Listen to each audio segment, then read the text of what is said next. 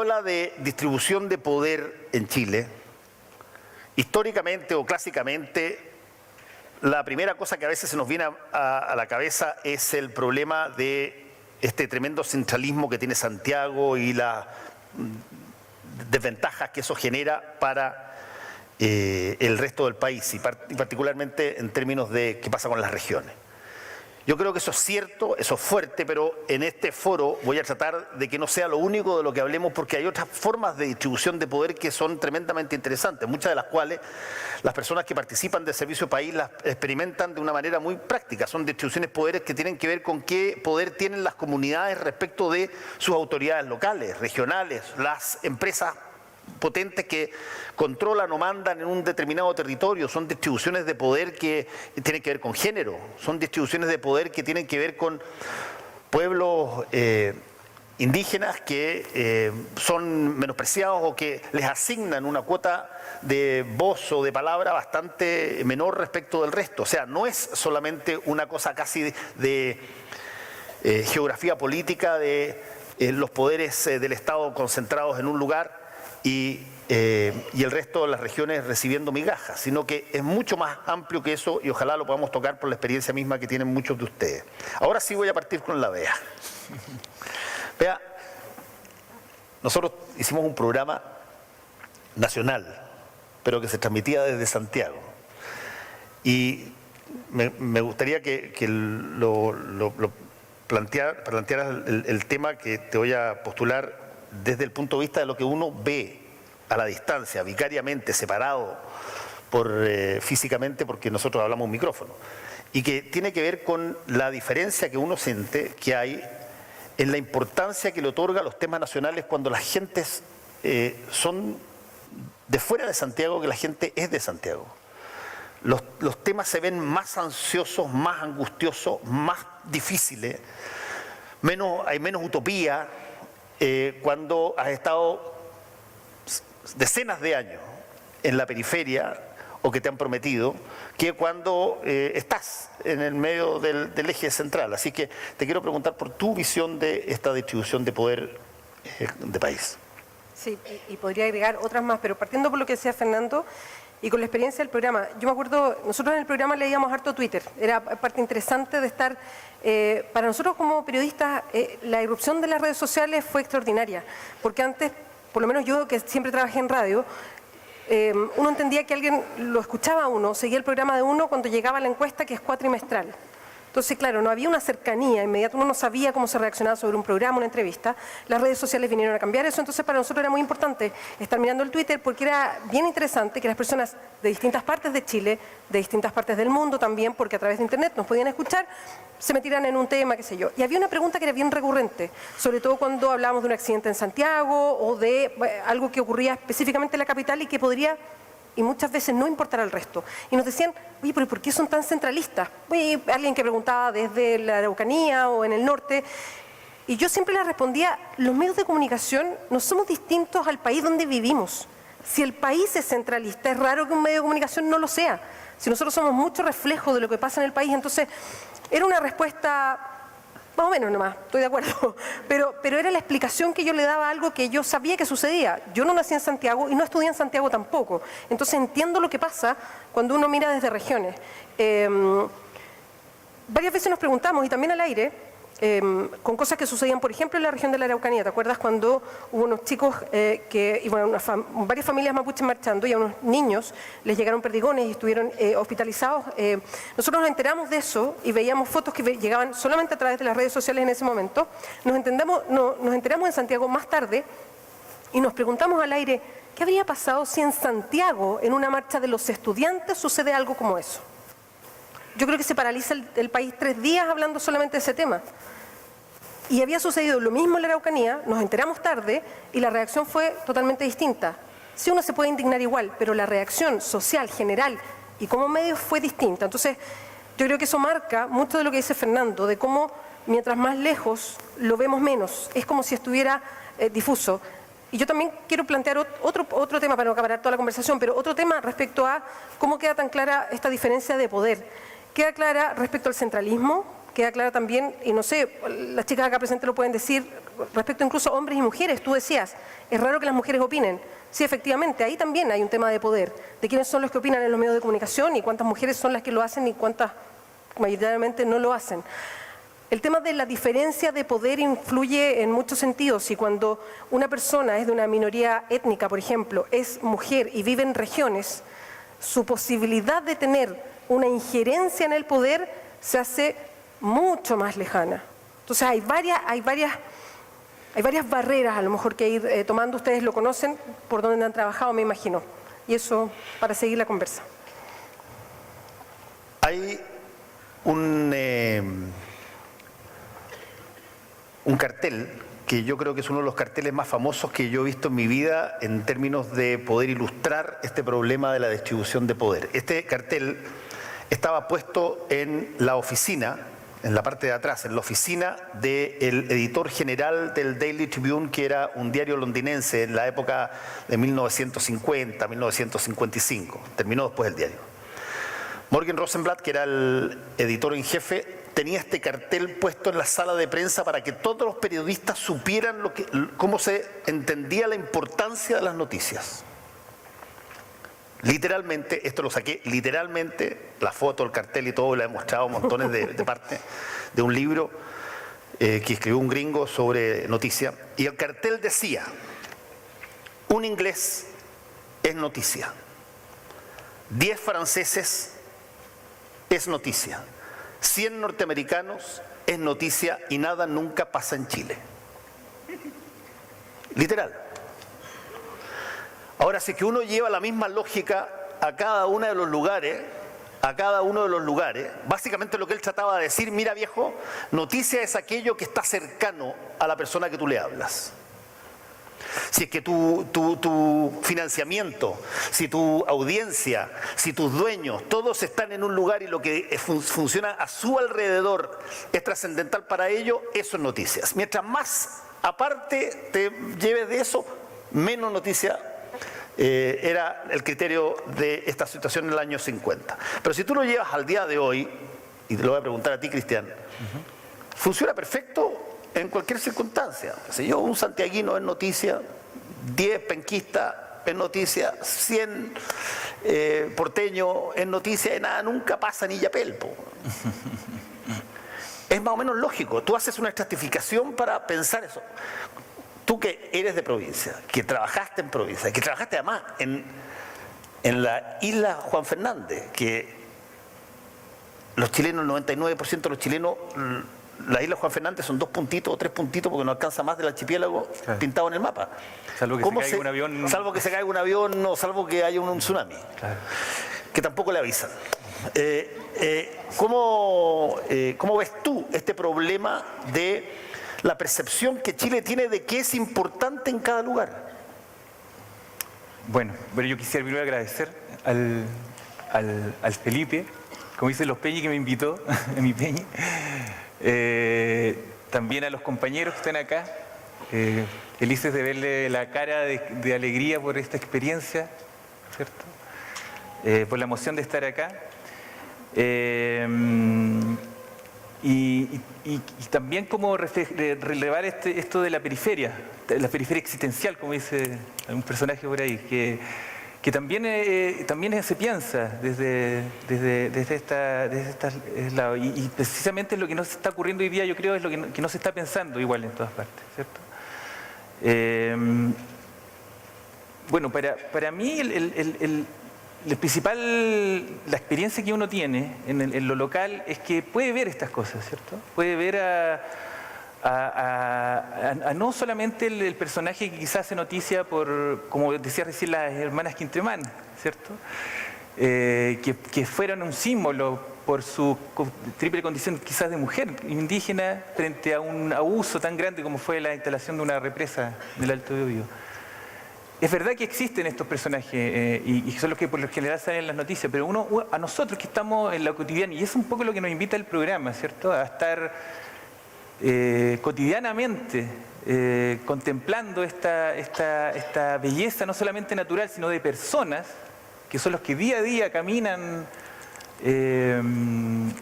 kilómetros para ir a una reunión o para convocar una reunión, son, me parece, lo que hay que hoy día relevar en el poder. No solamente para que los medios informen, sino que también para que las políticas de descentralización se construyan. Yo a nombre de mi experiencia vengo a hablar un poco de eso, de las personas que son las que generan al final los cambios en los territorios. Y qué es lo que le falta de repente a la política de descentralización. Y nosotros somos meros catalizadores de estos procesos, a mi juicio. Nosotros comentamos con un amigo recién, nosotros no fundamos nada de repente en las comunas. Nos sumamos a procesos que están ya en marcha. Y tratamos que esos procesos lleguen al mejor puerto y que muchas veces supere el año. Eso yo lo he entendido mucho después del servicio país, donde he podido estar, por ejemplo, yo llevo 10 años en el Alto Biobío, y ahí sí uno ve procesos, y ve que se instalan procesos, o que se desinstalan procesos. O ve para atrás, como el compañero de la mañana que decía, hicimos muchas cosas, pero hoy día nada funciona, ¿cierto? Entonces, ahí donde yo creo que nos falta, como política nacional, como pensarse nacionalmente, mucho más profundamente en este estar en los lugares, dejarse cautivar por esta belleza y darle carne a la política y a la información que vemos también en las comunas. Un poco por ahí yo creo que podría... La pregunta que le voy a hacer a Esteban Valenzuela la tengo que ilustrar con el único país que yo conozco, puede ser que haya otro, pero el único país que yo conozco donde el gobernante, mientras gobernaba, estuvo dispuesto a quitarse poder, es Bután.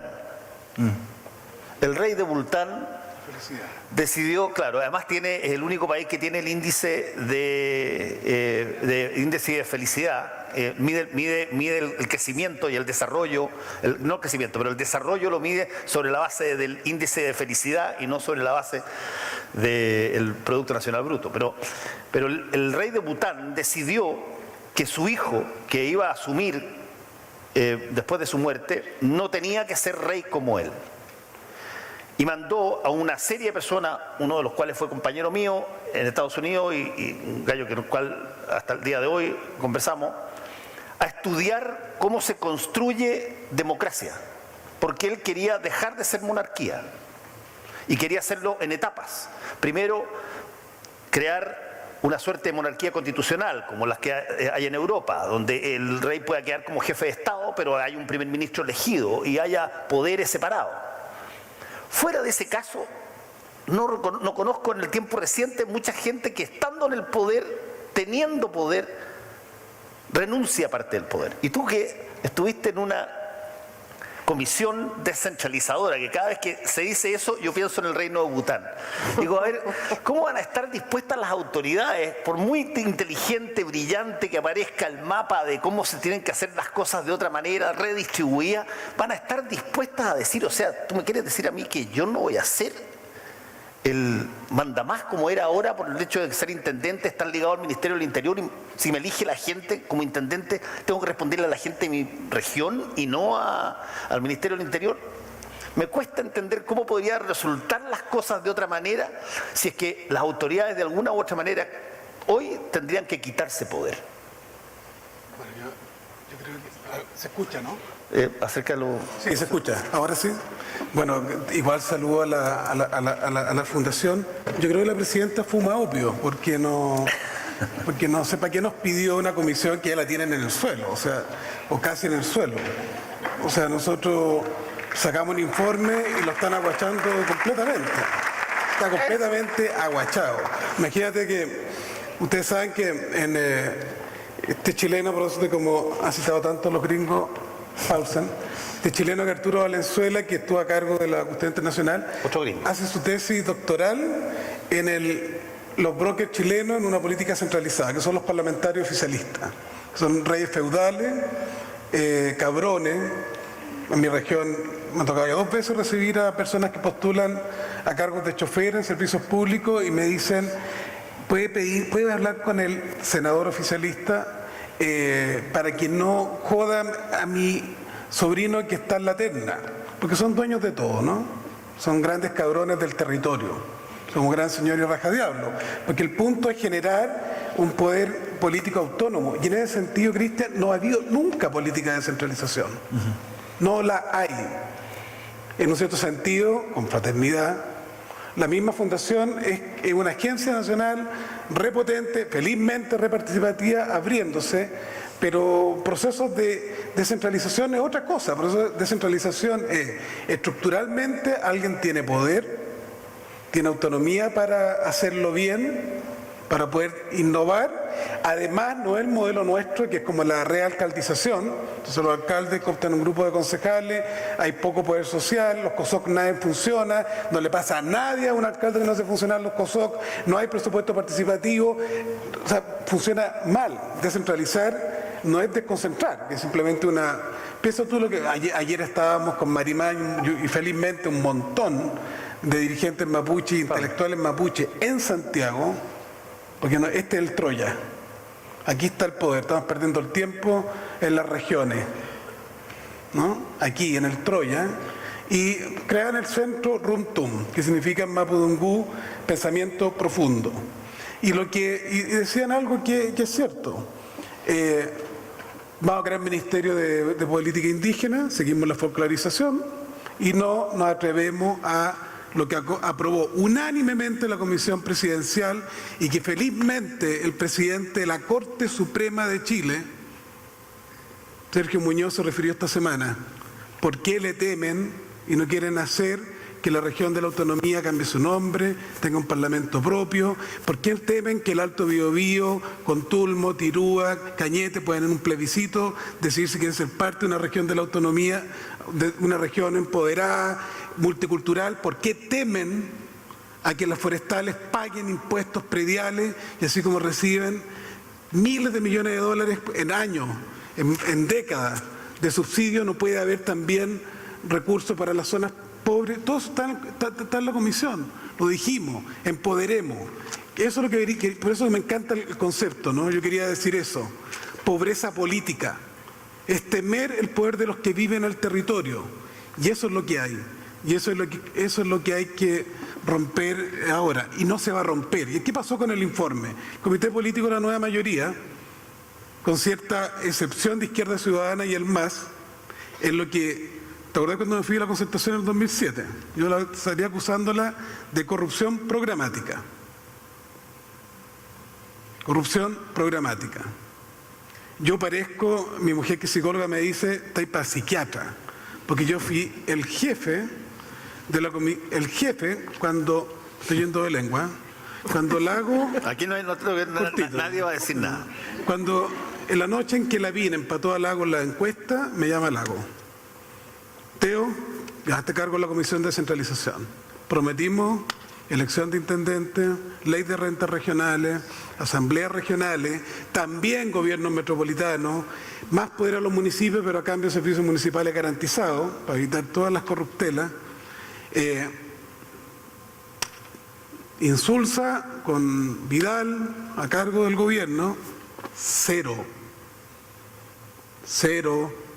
Yo fui el jefe de campaña de la primera campaña de Michelle Bachelet en descentralización. Espérate, voy a prender la grabadora que está muy La primera. Aquí La misma vuelta. Si termino el tiro el discurso. No, eso sí. Se puede tuitear esto. Muy poquito. Hizo la reforma constitucional al final, que después implementa Piñera, de elegir los cores, sin debate público, poniendo puro apellido. Me llamaron los del MEO para que un hermano mío fuera el candidato por Rancagua. Dije, no, menos mal que lo paré, porque como no hubo debate, eran los apellidos, ¿no? Los Toá, los Zapat, los Valenzuela, ¿ah? Los apellidos, sin debate, sin diálogo, sin poder de nada, de nadie. Bueno, y ahora nos piden lo mismo. Entregamos el informe, el Comité Político dice, no está preparado el país. Hay 78 servicios nacionales, pedimos que 18 pasaran al sistema regional. Al final pedimos y rogamos que solo 3, el Servio, el INDAP y la Corfo. y van a traspasar el 2% del presupuesto de la Corfo y vamos a seguir con las megaconsultorías de cientos de millones de pesos de los clústeres que hay que hacer en las regiones y la Araucanía, que tiene la región más pobre del país, tiene apenas el 1,2% del gasto mirado en 10 años de la Corfo, pero la Araucanía son idiotas y la gente no puede tener los Profos, los Prodesal y la plata para invertir, y en Concepción, aunque todos hablan, no pueden decir, al igual que los gringos, metamos plata a la Corfo para salvar las textiles. No, los de regiones son idiotas. Y así, ¿no? En eso estamos. Entonces, ¿qué es lo que hay? Al final, un proceso de elección de intendente, lo quieren estudiar para el 2021, le están poniendo un gobernador regional al lado del intendente, duplicando órganos de gobierno, un pilotaje al año 2023, en vez de ley de rentas regionales, Calama, Copiapó, Diego Almagro, La Rabia, me queda un minuto y termino. No, sí que no va. Un minuto. La Rabia. ¿Qué han pedido en las regiones mineras? Recuperar lo que tuvieron durante casi 20 años, del 57 al 76, que era el 5% de las ventas del cobre en un fondo para la provincia minera estructural, que además gastaron muy bien, fueron las primeras en poner alcantarillado, etcétera, etcétera, etcétera. Nosotros le decimos en el informe de la Comisión Presidencial, que hubo diálogo con las regiones, por lo menos entreguen el actual royalty, que es apenas 600 millones de dólares con los precios de este año, que es apenas el 10% de lo que recauda en impuestos mineros el Estado central, que el 50% se lo entregue a esas regiones mineras para fondos estructurales y el 50% fuera al Fondo Convergencia para ayudar a las 4 regiones más pobres del país, que es Maule, Biobío, la Araucanía y los ríos. Ahí está el grueso, bueno, sin desmedro otras zonas, el grueso de la pobreza. ¿Y cuál es la respuesta? No, el Estado central, las agencias nacionales son las que pueden racionalizar y evitar que los caudillos regionales y los idiotas de regiones puedan decidir. Entonces Antofagasta va a tener que seguir esperando a que el 2021 el Ministerio de Transporte diga vamos a hacer estudios de origen y destino, porque solo hay sector en 3 regiones del país.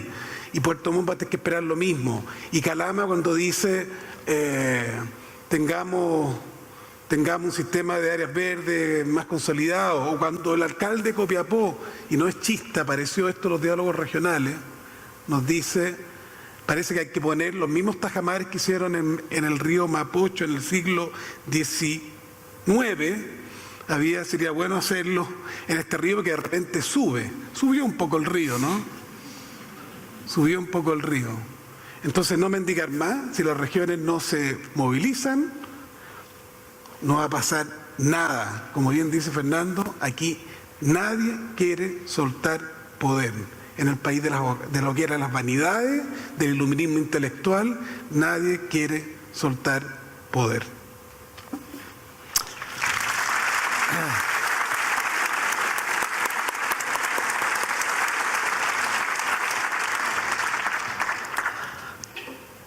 Ya, pues. Esto no iba a ser... Tampoco Soria, que no quiere limitar la reelección. Nosotros proponemos una reelección máxima y chao, ¿no? Rotar. Bueno, ahí tenemos un problema que se deriva un poco de lo que estaba diciendo Esteban, pero que toca también el tema de la distribución en otro ámbito, que es absolutamente directamente verificable por todas las personas que van de servicio país, y tiene que ver con, de alguna manera, las distribuciones del poder dentro de los distintos territorios. Por ejemplo, hoy día estamos viendo episodios realmente que parecen increíbles, que parecen frutos de otra mentalidad, cuando, por ejemplo, uno mira que en el caso de la mina Pelambre, por ejemplo, partió ese problema hace alrededor de 10 años con la petición de un grupo de personas que decía, oye, ¿por qué no regulamos el asunto de acceso a agua? Y se pedía una indemnización para eso de 2,3 millones de dólares. Dijeron que no, porque ¿por qué si la ley está a favor nuestro, por qué vamos a tener que llegar a un acuerdo con la comunidad? Terminaron pagando 23 millones de dólares. y siguen en problemas. La relación de poder que existe entre las comunidades versus la empresa, versus el poder del gobernante político que, como lo acaba de decir Esteban, responde al centro, no responde a lo local. Ustedes llegan del Servicio País a esas localidades como profesionales y se encuentran con gente talentosa, con gente que, como en todas partes del mundo, tiene bien distribuida la inteligencia, un montón de cosas y también los defectos, pero que viven en función básicamente de lo que viene de otras partes. O si es que tienen la riqueza producida ahí al lado, esa riqueza, el 90% de ella se escapa, no queda ahí. Un poco la lógica de lo que tú decías de los royalty mineros. ¿Cuál es el papel de la comunidad entonces, Beatriz? Yo estaba mirando, me acordaba del caso Caimanes por los medios de comunicación, o lo que pasó con Freirina, ¿te acuerdas? Que nosotros casi descubrimos que existía Freirina cuando salieron a la calle, se tomaron la carretera, o lo que pasó con Mayoa, que la gente por un vertedero que finalmente se cerró, tuvo que salir a tomarse la ruta aprovechando un fin de semana largo. Entonces, como generaron un taco de 5 horas, existió Mayoa. Freirina también existió porque se tomaron los caminos, en fin, eso mirado desde los medios de comunicación. Yo quería ir un poco más atrás respecto a lo que había conversado Teo también, y es esto de varios conceptos que para mi gusto están hoy día fuera de la discusión normal e incluso son tomados como sospechosos. Hoy día hablar de cosas colectivas es sospechoso. Este es de izquierda, seguridad, de súper izquierda además. Entonces, hay hartos conceptos que lamentablemente, y esto viene desde la dictadura, se fueron tornando casi agresivos para mantenerse como sociedad. Y a eso voy con tomar decisiones colectivas, con conectarnos unos con otros, con conocer, por ejemplo, a los vecinos y conversar sobre la seguridad, por último, algo que todos pueden tener una opinión en el barrio. Si la gente se juntara colectivamente y que nos llevaran de alguna manera a eso, porque está fuera de la discusión pública, el conectarse, el ser colectivos, se podría empujar mucho mayor, o podría haber a lo mejor una organización mucho mayor de las regiones, que es lo que decía Teo. Lamentablemente uno mira las regiones y los medios de comunicación las miramos de lejos y las regiones están siempre mirando a Santiago porque es de donde se toman las decisiones. Yo me acuerdo haber conversado con unos chicos de Villa O'Higgins, esto es la región de Aysén, que curiosamente en la región de Aysén, cuando hablan de los informativos centrales, dicen las noticias de Santiago. Y no lo decía una persona, lo decían todos. Sí, mira, cuando yo escucho las noticias de Santiago, cuando veo las noticias de Santiago, se sienten totalmente ajenos a las noticias que consideran son de Santiago, y nosotros tenemos la fantasía acá que son noticias nacionales. Me acuerdo que un chico de la Villa O'Higgins me decía que, conversando del aislamiento, porque Villa O'Higgins además está a 5 horas de Aysén y es parte de la misma región, me decía que le llegaban los textos escolares cuando estaba en el colegio. Él estudiaba en una escuela rural, le llegaba el texto escolar y en el texto las actividades decían júntense en grupos de a 6 y ellos eran 5 en su sala. Entonces me decía, ¿por qué no hay algo diferenciado para nosotros que estudiamos en otra parte? ¿Por qué no ponen un apunte haciéndose cargo que Chile no es todo como Santiago? Y yo nos quedamos conversando un rato y yo decía, uy, qué buena historia, qué ganas de tomar a este cabro y conversar con él y llevarlo a un programa y que nos contara cosas que nosotros desde acá no conocemos. Qué ganas de que hubiese efectivamente, las comunidades se lograran juntar, no solamente en un momento de absoluta crisis. Cuando uno conversaba con la gente freirina, ellos estaban hartos, en el momento que resolvieron tomar, una comunidad súper tranquila, en el momento que resuelven tomarse todo el entorno y agarrarse con los pacos, en fin, estaban hasta acá de que nadie localmente los escuchara, de que entendían que localmente no los tomaron en cuenta y menos ese discurso llegó a los que toman las decisiones acá en Santiago, a que ningún medio de comunicación además se hiciera cargo hasta que no remueven lo que pasa alrededor. Entonces, qué lástima que hoy día, cuando efectivamente como medios miramos lo que pasa en regiones, es porque las personas ya están hartas de lo que les pasa y toman una decisión para instalarse en los medios. Entonces, claro, ¿de qué manera? Y ahí yo me quedo reflexionando, ¿de qué manera que existiera esta conexión desde antes, que existiera esta conexión para llamar la atención sin esperar estar hartos de una situación? Porque ese nivel de estrés provoca otras cosas.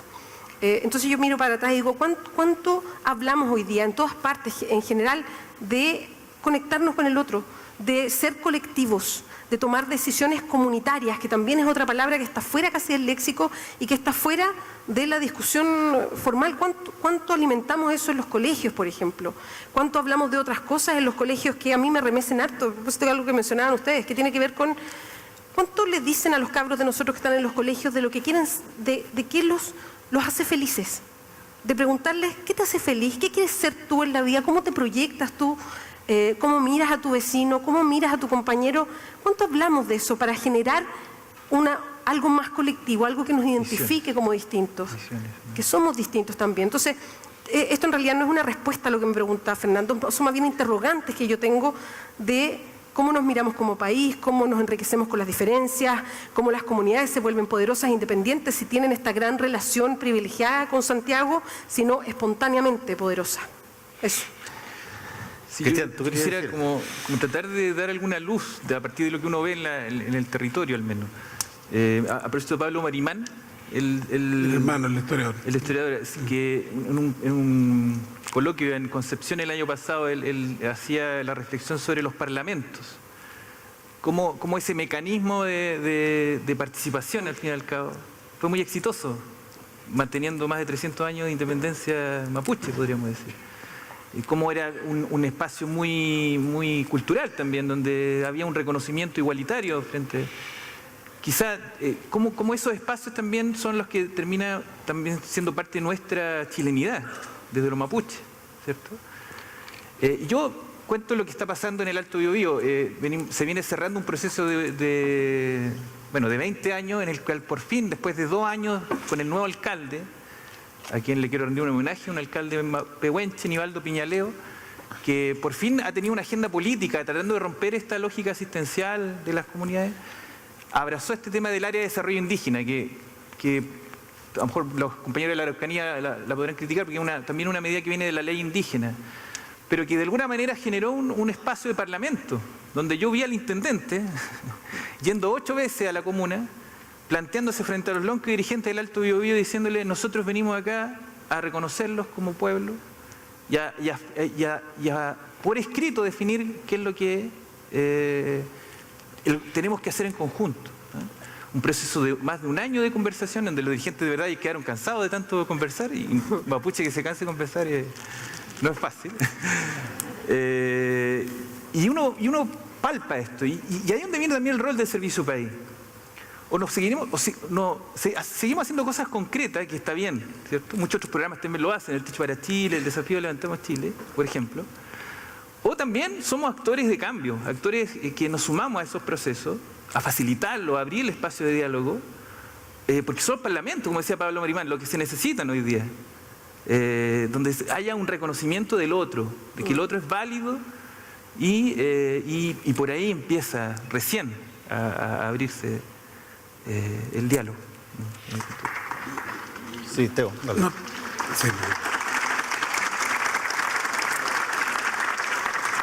Pero yo digo que el problema no es solo desde abajo, es también de cambio de reglas estructurales, porque son tan brutales las reglas estructurales que te terminan banalizando y generando como una desesperanza aprendida en la gente de abajo. Voy a dejar 2 ejemplos que son como bastante notorios.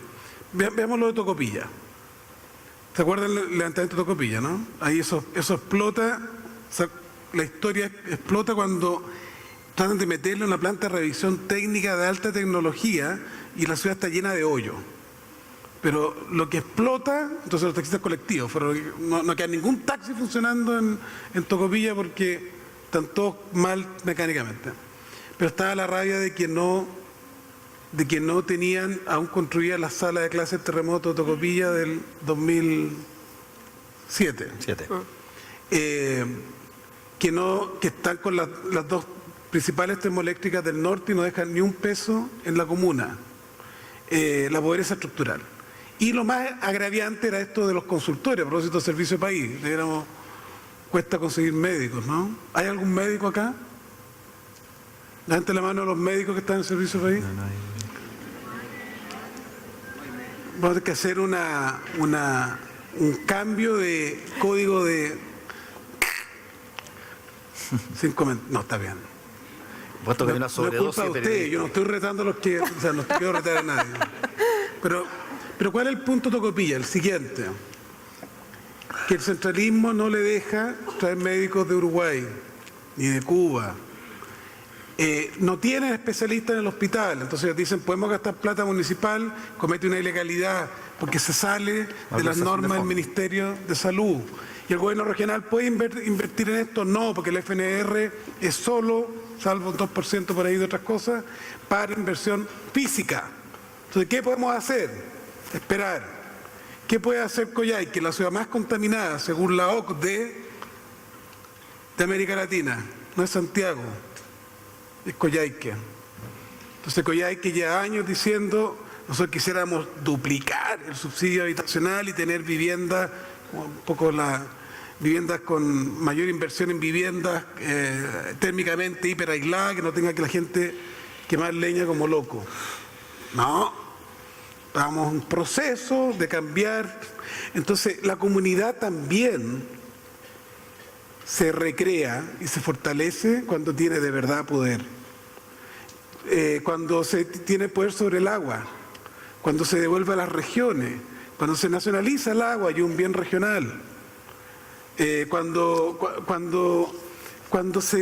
los recursos naturales que tú decías, la gente del norte mira con envidia el auge de las ciudades bolivianas y del sur de Perú, comparan yo lo he visto pelando, ¿no? Como los ariqueños, estaba por ahí, te comparan en Chile el agua que incluso sobra de las plantas de tratamiento de la empresa sanitaria, no se puede tocar. En Tacna la agarran, la meten en unos camiones y tienen convertido en un vergel Tacna, comparado con Arica y el Barrio Norte, ¿no? La Puerta Norte, el Barrio Norte en Antofagasta, etcétera. Entonces, el dar autonomía, el dar el cambio de juego, pero autonomía controlada. Nosotros propusimos voto programático. Mira, a propósito de Rancagua, siempre con los escandalillos, ¿no? O con parte de los escandalillos. Desde el desastre de Rancagua. No. Yo en 2006 entregué las de la basura ahí con la plata encima y los metí presos. Gracias a ese gran tira que es Nelson Meri. Ahí me trajo, los metimos presos en el 96, con la plata encima. Pero nosotros estamos diciendo, con asamblea, con plebiscitos simplificados que funcionen. ¿Saben cuántos plebiscitos se han hecho en Chile desde que volvió la democracia? Desde el año 25 plebiscitos legales, de estos que la ley permite. Los municipales. ¿Los municipales? ¿Qué? 3. 2. Peñalolén. No, los otros 2 fueron consulta. Peñalolén. 2. ¿Saben que la ley dice que todos los municipios tienen que tener planos reguladores? Entonces ahí a propósito, yo soy habladora, yo quiero mucho a Alberto Chegaray. ¿Está Alberto? No, se fue ya. Se fue, pues lo puedo pelar. Entonces yo Alberto me decía, tío, que no están preparadas las regiones. Decía, mira Alberto, la ley dice hace años que es obligatorio los planos reguladores y 1/3 de los municipios del país no tienen planos reguladores. Entonces se produce el terremoto y reconstruyen Cauquenes con puras latas. Y lo mismo en Villa Alegre y en muchas partes. ¿Y dónde está la autoridad?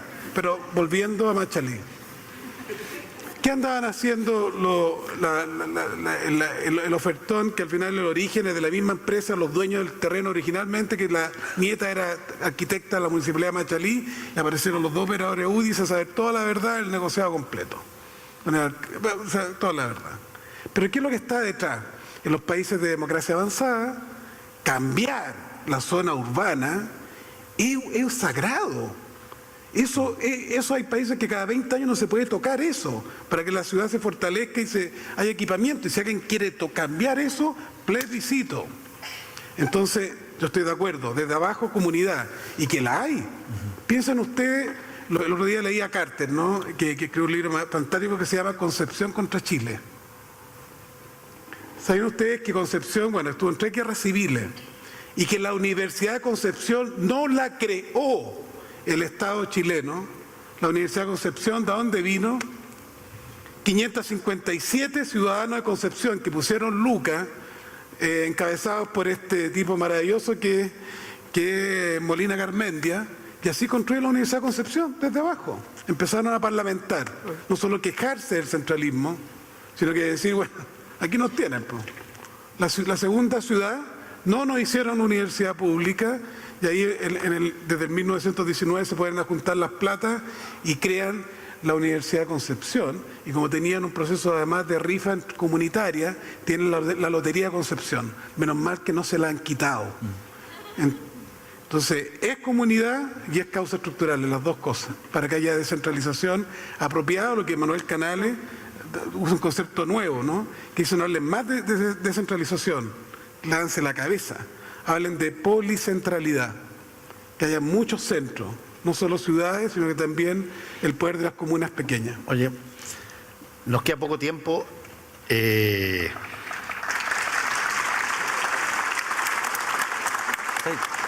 Habla menos. No, habla bien. No. Oye, nos queda poco tiempo y hay un par de temas que yo creo que hay que tocar de todas maneras porque tienen que ver con la contingencia y tienen que ver con algo que mencionó, creo que fue Felipe antes, cuando hablaba de la desconfianza. La confianza, yo lo dije el otro día en Tolerancia Cero, para enfrentar un poco la versión de que en realidad la gente tenía que estar escuchando otros tipos de cosas. La confianza es lejos el único activo total y absolutamente propio que tiene el ciudadano. No tiene otro. La propiedad no depende necesariamente de él. Lo único que depende de él en una democracia es la confianza. Y la transfiere cada determinado número de tiempo en elecciones a alguien que lo representa. Y en ese acto de transferencia de confianza para todos nosotros que a veces hemos confiado en alguien y que ese alguien nos ha traicionado la confianza más tarde, sabemos que es un riesgo que uno corre. Uno transfiere confianza, transfiere lo más propio que tiene a otra persona y le dice, tú eres mi representante, en ti creo, te compro tu programa, hazme mejor, a mí y a mi familia. Cuando existen climas de desconfianza, todo lo que parece importante deja de ser un poco importante.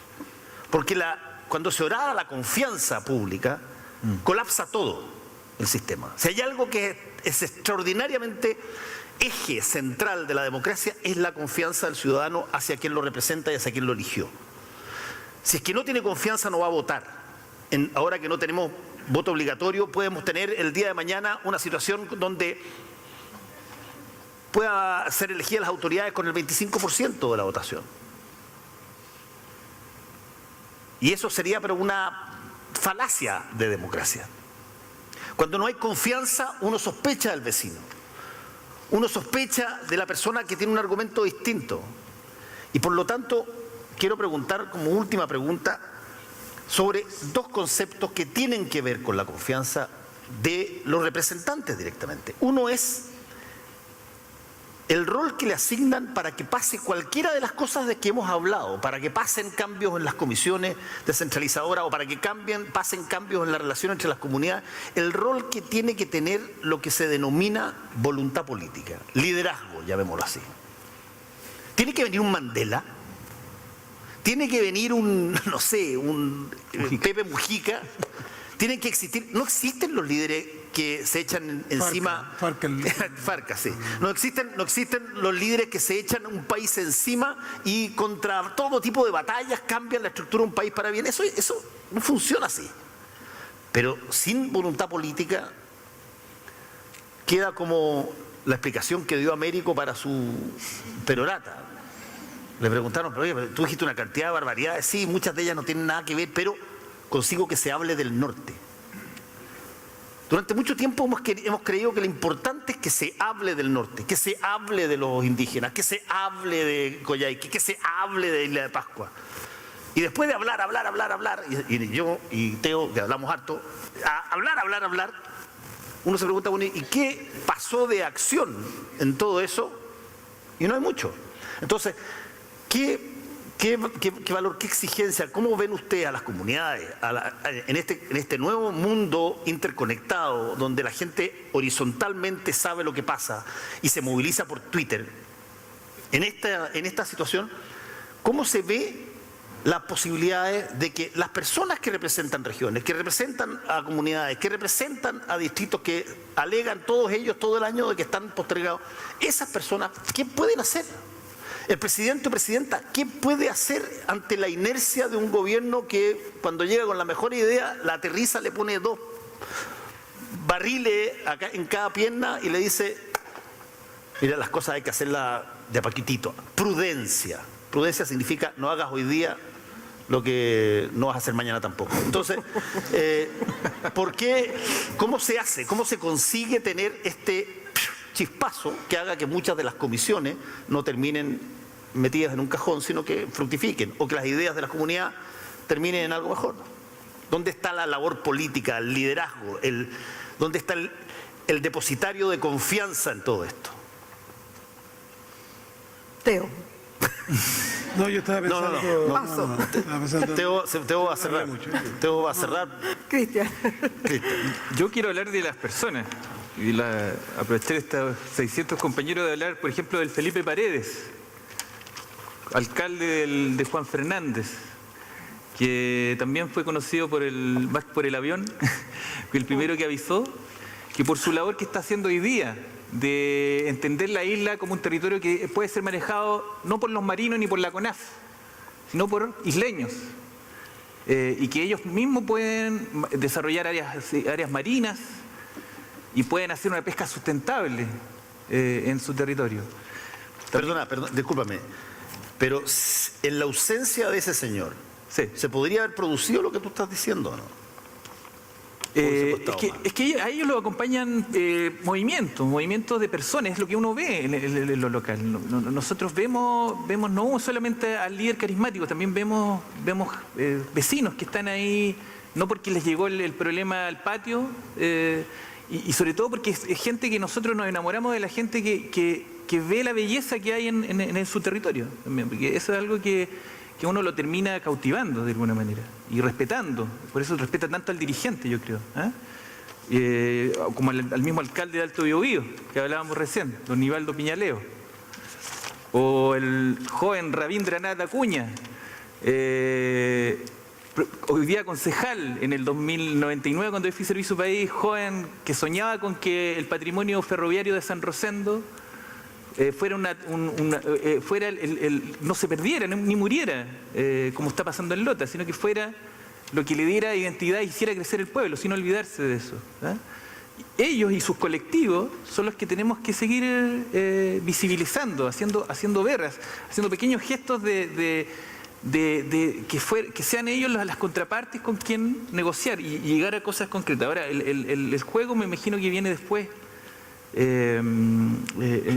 Entonces, ¿cuánto la comunidad es capaz de ceder también frente a los compromisos? ¿Cómo se amarran también esos compromisos? ¿Cómo se establecen? Es un poco la deuda que hoy día tenemos, porque nos vemos como todavía experiencias de poder local en el cual, frente a los grandes problemas de sus territorios, el Estado haya respondido a una agenda más ordenada. Es un poco el poder que no está bien distribuido y ahí donde es la tarea que yo creo que nos debemos poner de aquí a años, yo creo, ¿no? Pero lo que tú ves, habiendo trabajado en tanto lugar, lo que tú ves, lo que probablemente muchos de ustedes se preguntan también, es que las cosas no pasan porque no vienen de Santiago, porque las figuras locales tampoco están mucho interesadas en que pasen, porque básicamente su poder se administra de acuerdo al cuadro en que está, porque la gente se moviliza y después se cansa, porque no se organizan tampoco en términos de... porque no saben negociar. ¿Por qué? Por todo eso, yo creo. Y bueno, es que hoy día estamos viviendo para mí en un momento de remirarnos también como chilenos, digamos, en de qué somos, digamos, como en la región del Biobío, por ejemplo. ¿Qué es el Biobío? Después de toda esta transgresión, hoy día lo hablamos en la mañana. La pregunta que salió en el grupo es, bueno, ¿qué está dispuesto a hacer la gente del Biobío movilizarse, por hacerse visible, digamos, por ser ciudadanos de verdad, de una región que ha sido industrializada, reforestada hasta el último rincón de la cordillera, digamos, ¿no? Entonces, no sé, yo siento que es una deuda, quizás no hay mucho desde dónde hablar hoy día. Pero es la tarea, no sé. Yo me sumo a lo mismo que planteas tú, Fernando, también es como abriendo una discusión, porque no sabría dar una respuesta a lo que tú provocabas como pregunta. A mí me gusta siempre decir que yo confío en las personas. Trato de hacer ese ejercicio, de creerles lo que me dicen, de ser confiado en las historias que cuentan. Y yo tengo todavía harta confianza en hartas instituciones del país y en hartos políticos de nuestro país. Me encanta la política, además. Me encanta la política, creo que hacemos política todos los días. Pero a propósito de lo que ha pasado ahora, que yo creo que tiene una lectura muy anterior, hoy día a lo mejor hay una desconfianza profunda provocada por lo que estamos viviendo como actualidad, pero yo creo que viene desde hace mucho tiempo incubándose. Tengo una pregunta que me da vuelta y que es, esas mismas autoridades que hoy día o que están en instituciones que pueden ser del Estado o en periodos como gobernantes, que son más acotados, y yo me pregunto, ¿para quién gobiernan ellos? Para ellos, ¿quiénes son los que están al otro lado para los cuales hacen leyes y toman decisiones? Yo antes tenía la idea y la convicción bien profunda, sobre todo cuando volvimos a la democracia, que era para el país, efectivamente, y mirando lo mejor que se podía hacer. Y claro, la visión política o de mundo, si queremos, de cada uno, hacía que unos dijeran, mira, este es el mejor país que yo me imagino, y otros decían, este es el mejor país, y uno decía, a mí me gusta más este segundo mejor país, respecto a otro según la posición política que uno tenía, pero que había siempre esta visión global de para quién se gobernaba. Con el correr de los años, y porque a lo mejor uno crece y se va volviendo un poco más cínico, no lo sé, uno se da cuenta que ese para quién gobierno, ahí tenemos una barrera. ¿Para quién gobierna alguien que ha estado permanentemente, nació y se crió en una élite y conoce un Chile? ¿Para quién gobierna alguien que puede estar más alejado de lo que pasa en cierta situación? Entonces, yo, a propósito de lo que tú dices, yo me quedo con una reflexión, con una pregunta como de antes. ¿Para quién están gobernando hoy día? ¿Quiénes sienten que son las personas a las que gobiernan? ¿Para quién dicto leyes? Yo ahí creo que hay un divorcio. Yo creo, y volviendo al original, que yo confío en las personas, yo creo que sí hay mucha gente que quiere hacerlo bien, pero yo creo que donde chocamos es en definir para quién gobiernas, es en definir para quién es ese otro para el cual estoy tomando decisiones. Entonces yo, a lo que tú decías, yo asumo otra pregunta, digamos, otro punto de debate, y eso es como que lo que me da vuelta en la cabeza a propósito de si hay este liderazgo, si hay alguien que se echa un poco la región, el país al hombro para gobernar. Yo me pregunto qué pasa antes que eso. Bueno, como de los 4 que estamos acá, solamente a uno le encomendaron una comisión, presidir una comisión que tenía que hacer algo al respecto. Y varias veces. Y varias veces. Quiero que cierre, Teo, con, por cierto, tus reflexiones, pero a ver si que puedes avanzar un poco a cómo salimos del diagnóstico, digamos, y podamos armar, cómo que se hace para amarrar algo la cosa para salir de esta inercia tremenda. Yo creo que son dos entre comillas, mi receta, mi idea, pero son mías, son de harta gente. Hemos estado co-inspirando. Mira, uno es salir a hablar, porque es denuncia a denuncia. Yo veo harta esperanza, pero es también denuncia. Yo me acuerdo cuando fue en duro, porque me acusaron de traidor. A los 8 que nos opusimos de la centroizquierda, nos sumamos en eso a la alianza, es decir, ni un peso al Transantiago si no había plata para hacer estas regiones, ¿se acuerdan, no? Fuimos llamados traidores, pero se convirtió en el principal proceso de devolución de plata distinto al FNDR para los territorios, porque estábamos haciendo exactamente lo contrario que hace todo el mundo. Yo hice, no lo decimos casi como mi máster en Wisconsin, en Madison, y querían que me fuera a Harvard. No me voy a ir a Harvard, voy a ir a Madison, Wisconsin, porque era la universidad del mundo experta en esto. ¿Y qué es lo que te decían lo primero? El ABC, el kindergarten de la descentralización o policentralidad. La ciudad primaria que concentra todo, la más grande del mundo. Chile es el país más centralista del mundo, después el Vaticano y Singapur, ¿no?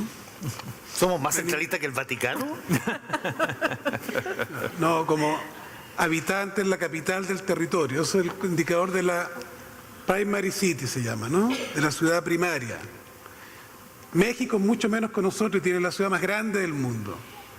En Ciudad de México solo vive el 18% de los mexicanos. Aquí vive el 38% de los chilenos, ¿no? Hay que alargar y ensanchar el país como lo hicieron ustedes, ¿no? Increíble ver ahí el mapa, ¿no? De la historia de los 20 años. Pero hay que hacerlo con empoderamiento, pero hay que hablarlo. Otro día se anduvo enojando, a propósito de Servicio País, la niña Boisier, porque nosotros dijimos, no puede ser que el 85% de las becas Chile sea ABC1 de Santiago. ¿Por qué no le dan cuotas a regiones? ¿Hasta cuándo? Y ahí están nuestros escritos, cuando pusieron esto que tienen que ser las mejores universidades del mundo. Entonces el cabro de Copiapó, que quiere ir a estudiar a la Universidad de Cochabamba, patrimonio y mantenimiento patrimonial, está jodido, porque la Universidad de Cochabamba además está en el lugar 1540 en esos rankings, aunque los bolivianos mantienen mucho mejor el patrimonio, vean Cochabamba, Sucre, lo que quieran, que las ciudades chilenas del norte, ¿o no? No. Pero no existen. Entonces, hay una cuestión, yo reconozco, soy intelectual, subversivo de eso, de no ser hueones, de dejarse del paternalismo, y hay que tener cuotas. Miguel Litín, que era de mi región, se nos choreó mucho conmigo cuando en el 94 también me tocó estar en esa rebelión de que no podían los fondarse más del 50% en Santiago. Por lo menos los cineastas empezaron a encontrar las regiones como locación, ¿ah? Pero hay que salir, sí, hay que salir de esa tontera, ¿no? La telenovela debería también. Esto es empoderamiento, es que asegurado por ley, es dignidad. Y algo que también me hicieron los mapuches, lobotomía, no hables más de que te den, que te devuelvan. Devolución, no es dar, es devolución. Ahora la solución, yo veo pura esperanza. De verdad, que pura esperanza. Partiendo por el tema de este debate, ¿no? Ahí, no, mire, veo pura esperanza. Con el respeto a las ideas de todos. El fantasma del federalismo va a azotar Chile. Miren, ¿quién obligó al cambio binominal? Fue que la nueva mayoría y la alianza no gobernaba ninguna ciudad al norte de La Serena, ninguna de las ciudades grandes, ninguna, en que Bianchi y Boric, como Blado y otros, en el sur y en el norte, Fuentes se mete a las primarias de la nueva mayoría como independiente apoyado por la DC, pero voces que obligan, también excisiones en la centroderecha interesantes como lo de Amplitud, que dicen, si quieren apoyo al gobierno, tienen que cambiar el binominal. Hoy día se pueden crear partidos en una región. Está listo y eso va a salir. Y por tanto hay posibilidad de participar, hay posibilidad de politizarse, hay posibilidad de... Esa competencia que le ha salido a los partidos tradicionales va a obligar también a los partidos tradicionales a ser más receptivos de nuevos liderazgos, a cumplir la cuestión de las primarias. ¿Qué es lo que provoca la rebelión de Osorno? Claro, Miguel Caviere, el párroco Pichidegua, el cura que nos formó en la pastoral juvenil de Rancagua en los 80, nos dijo siempre lo mismo: el cura no importa, aquí lo que importa es la comunidad. Discutan la palabra, con el respeto a las ideas de todos. La radicalidad del federalismo en las primeras comunidades cristianas. Es curioso que nosotros decimos, vamos a aprender federalismo de Estados Unidos, y en Estados Unidos, ¿saben lo que dice Stephen Lewis, el principal experto de federalismo? Que el federalismo lo inventaron los mapuches, que nosotros los miramos con desprecio.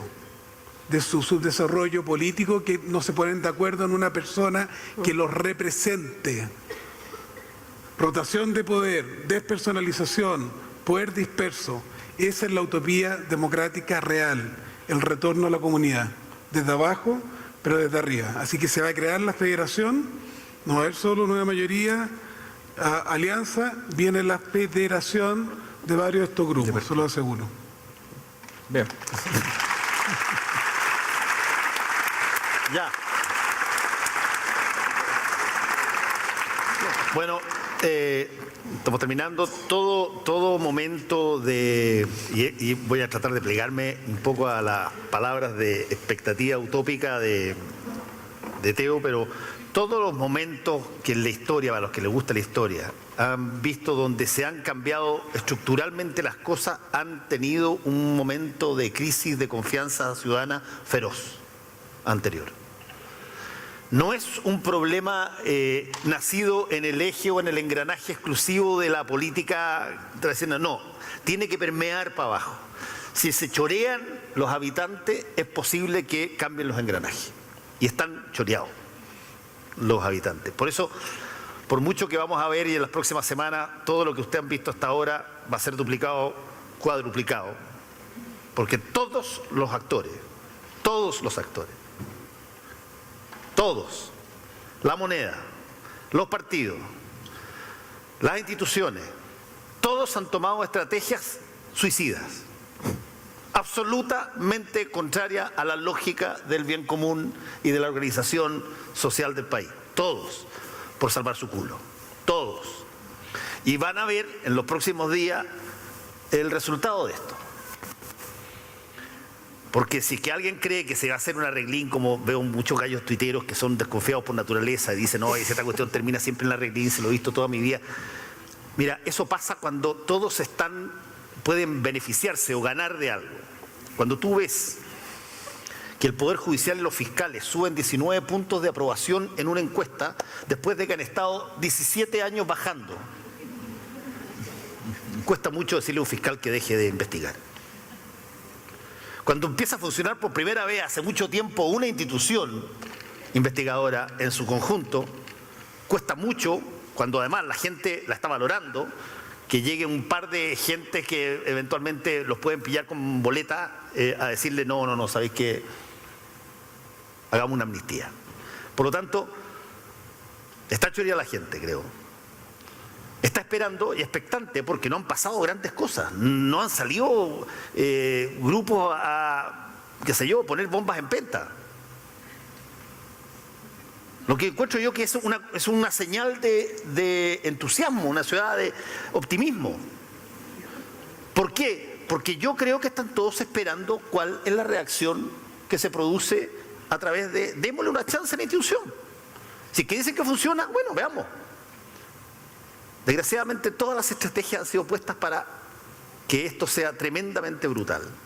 Y desde ese punto de vista, mi anticipación deseosa consiste en que no es muy distinto esto que está pasando a lo que ha pasado en otros momentos históricos donde la gente comunicada como nunca antes en la historia, porque la tecnología lo permite, más informada que nunca antes en la historia, a pesar de que hay, y tengo que decirlo porque soy periodista, la Bea y Teo somos los tres periodistas y Cristian, todas las personas de Servicio País son periodistas porque recolectan información y transmiten información, eso es lo que hacemos.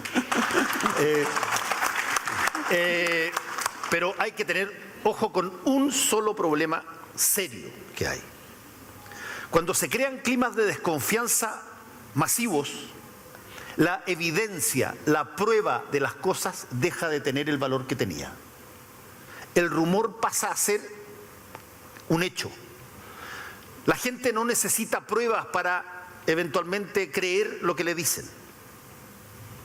Nos transformamos todos de alguna manera en dirigentes de la FIFA, donde no hay que probar que son corruptos, sabemos que son corruptos. Y eso es un riesgo.